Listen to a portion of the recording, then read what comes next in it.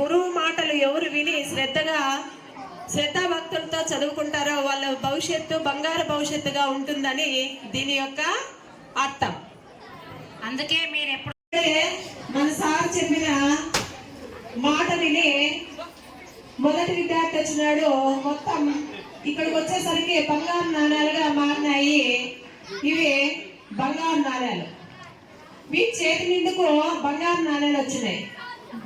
Next వీడు ఎందుకు వచ్చినాయంటే ఉపాధ్యాయుడు చెప్పినవన్నీ కరెక్ట్ గా పాటిస్తాడు కాబట్టి మన చేతి నిండుగా బంగారు నాణ్యాలుగా మారినాయి. రెండో వాడు సగం చేతిలోకి తీసుకొచ్చినాడు కాబట్టి సగం చేతిలోనే బంగారు నాణ్యాలు వచ్చినాయి.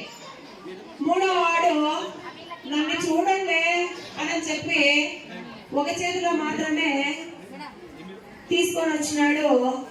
అందుకే ఒక చేతిలో కాయిన్స్ మాత్రమే బంగారు నాణ్యాలుగా ఉన్నాయన్నమాట. మీరు బాగా స్టైల్ గా వచ్చినారు. అక్కడికి మీరు అక్కడికి వెళ్ళాలి. బంగారు నాణ్యాలు వాళ్ళకి వచ్చినాయి కానీ